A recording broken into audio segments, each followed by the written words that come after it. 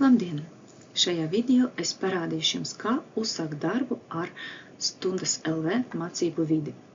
Sākumā mums būs nepieciešams atvērt pārlūku programmu, lai ieiet iekšā. Es izvēlēšos Google Chrome. Pārlūku programmas adrešu joslā jāieraksta stundas.lv un jānospiež uz Enter. Nākamais solis – labajā augšējā stūrī jāatrod podziņu pieslēgties. Spiežam. Parādīsies ielūgošanas loks, kur jums nepieciešams ievadīt jūsu lietotāju vārdu un paroli. Jūsu lietotāju vārds tā ir jūsu e-pasta adrese, rakstīta ar maziem burtiem. Tā ir tā e-pasta adrese, uz kuru jūs saņēmat paroli priekš Stundas LV, vai arī tā ir tā e-pasta adrese, ar kuru jūs pieteicaties kursiem. Tā, nākamajā lodziņā jums jāievada paroli, to paroli, kuru jūs saņēmat uz e-pastu. Tā ir vienreizēja parole. Un pēc pirmas veiksmīgas ielūgošanas jums to būs jānomaina. Spiežam uz pieslēgties. Šīs loks informē par to, ka mums nepieciešams nomainīt paroli. Pirmajā lodziņā ievadam to paroli, kura šobrīd ir aktīva. Tātad tā parole, ar kuru jūs tikko iegājat iekšā. Tā ir tā vienreizēja parole. Nākamajā lodziņā jums jāieraksta jūsu jaunu paroli. Pieņemsim. Pievērsiet lūdzu uzmanību noteikumiem, kas ir rakstīti šeit, kādai jābūt parolei. Un zemāk rindiņā jāatkārto to pašu ievadīto paroli. Ja, tad rindiņā jauna parole un jauna parole vēlreiz, jūs divas reizes rakstat vienādu paroli. Jūsu jaunu. Iegaumējiet šo paroli, jo turpmāk jūs lieksieties klāt ar šo ievadīto paroli. Un spiežam uz saglabāt izmaiņas. Spiežam podziņu turpināt un atveram mūsu mācību vidi. Šobrīd mēs esam klāt. Šajā logā jūs redzēsiet visus kursus, kuros šobrīd mācaties. Te man parādās tikai viens kurs. Viņš var izskatīties šādi, un viņš var izskatīties saraksta formātā. Ja, bet meklējiet jūsu grupas un kursu nosaukumu. Klikšķiniet, lai to atvērtu. Izlasiet informāciju, kas ir rakstīts, un nospiediet jā vai atcelt. Braucam zemāk. Paskrolējot uz leju, jūs varēsiet redzēt tās augtas flīzes vai šos blokus. Zem katra bloka jums būs pieejama informācija. Pirmais bloks satura informāciju par kursu. Šeit jūs atradīsiet informāciju par jūsu pasniedzēju, Zoom saiti, tiešsaistes nodarbības ierakstus, mācību grafiku un daudz ko citu. Kā var noskatīties tiešsaistes ierakstus no nodarbībām? Uzklikšķiniet uz tiešsaistes nodarbības ierakstiem, un atkarība no tā, kādi ir jūsu pārlūku programmas iestatījumi, jums varētu atvērties uzreiz šāds loks. Ja šīs loks nav atvērties, kas ir iespējams, tad jums vajadzēs Stundas LV vidē atkārtoti nospiest šeit click here uz zilas saites. Nospiežot uz zilas saites, jums atvērsies loks ar ierakstiem. Bet arī šeit jūs šobrīd redzat, ka ierakstu nav. Lai apskatīties pieejamus ierakstus, jums jāatver cilni Cloud Recordings. Obligāti jāpārslēdzās uz Cloud Recordings, lai redzētu visus nodarbības ierakstus. Sadaļā Upcoming Meetings ir redzami plānotie pasākumi, tās nodarbības, kas vēl būs. Previous meetings jūs redzēsiet iepriekšējas nodarbības, kuras jau ir notikušas, bet tas nav video ieraksts, tas ir tikai saraksts. Video ierakstu var atrast sadaļā Cloud Recording. Lai atvērtu kādu video ierakstu, spiežam uz programmas nosaukumu, pēc datuma var apskatīties nodarbības laiku, klikšķis, un te ir divi bloki. Pirmais bloks ar video. Ja jūs vēlaties redzēt video ierakstu, tad jāspiež šeit. Ja jūs vēlaties noklausīties tikai audio, šeit ir tikai audio fails pieejams, ja, tad jāklikšķina šeit. Atgriezīsimies atpakaļ pie stundas LE. Pabraucot uz augšu, te ir jūsu ceļš, kur jūs esat iegājuši. Šeit ir grupas numurs, bloks, kuru jūs atvērat vispārēji informācijai. Lai atgriezties uz sākuma lapu, var nospiest uz grupas numuru.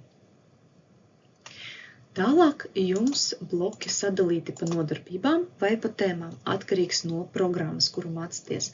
Un zem katra bloka jums ir pieejams nodarbības materiāls, apraksts, varbūt kaut kāds mājas darbs, uzdevums, ko pasniedzējiem sagatavo.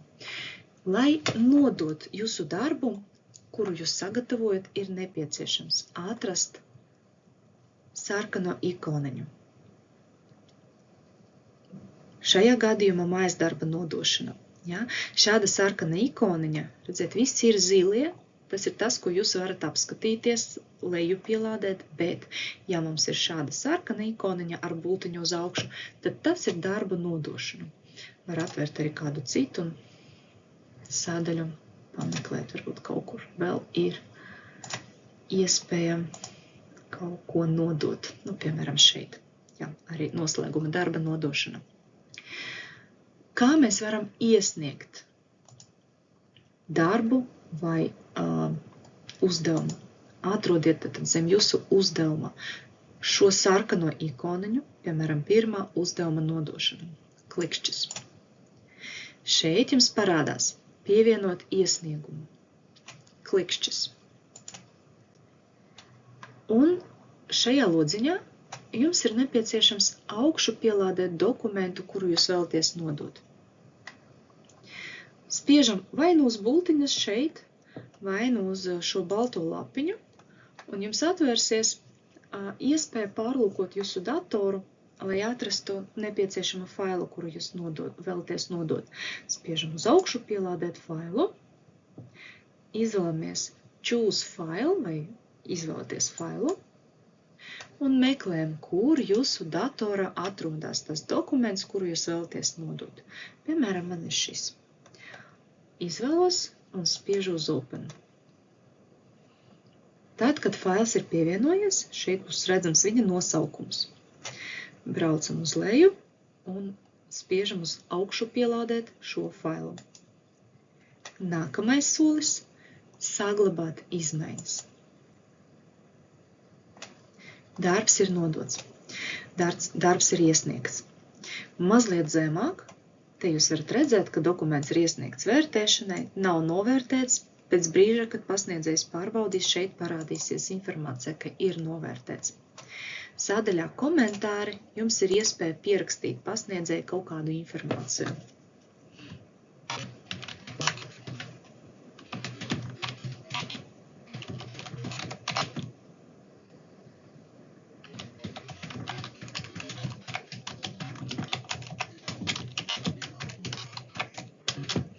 Pieņemsim. Obligāti, lai šīs komentārs būtu redzams, jānospiež arī saglabāt komentāru. Šādi izskatās komentārs kurš ir saglabāts. Tālāk pasniedzējs jums tieši tepat zem jūsu komentāra var pierakstīt atbildi. Protams, kad pasniedzējs pārbaudīs darbus, tad viņš redzēs komentārus, bet tā paziņojums par jūsu komentāru nenāk. Gadījumā, ja jūs redzat nepieciešamību pievienot vēl vienu dokumentu, tad jūs varat tepat iet jebkurā brīdī. Arī vēlāk nospiest atkal uz pirmo uzdevumu nodošana, jūs redzēsiet informāciju, jūs redzēsiet, ka te ir pievienots viens komentārs, cipariņš viens, un jūs varat arī rediģēt iesniegumu. Nospiežot rediģēt iesniegumu, jūs varat pievienot vēl vienu dokumentu, vai arī izdzēst šo. Lai izdzēstu, klikšķis uz šo dokumentu, un te ir funkcija dzēst. Ja jūs vēlaties pievienot vēl vienu, tad atkal uz baltas lapiņas un meklējam, kur tad mums ir vēl kāds dokuments, kuru vēlamies nodot. Izvēlamies Open un augšu pielādēt šo failu. Saglabāt izmaiņas. Pasniedzējs redzēs blakus katram dokumentam precīzi, cikos katrs no viņiem bija iesniegts. Un, ja tas ir dokuments par vienu un to pašu failu, visdrīzāk būs tā, ka tas, kurš nodots vēlāk, tas skaitīsies pārējais. Bet, protams, katram pasniedzējiem ir savi noteikumi, un to ar viņiem pašiem jāizrunā. Gadījumā, ja jūs pievienojat dokumentu tur, kur negribējat, vienmēr var izmantot iespēju arī noņemt iesniegumu. Šī podziņa izdzēsīs visus iesniegumus, kurus jūs ielikat šajā uzdevumā. Turpināt, un man atkal vairs nav nekāds dokuments iesniegts.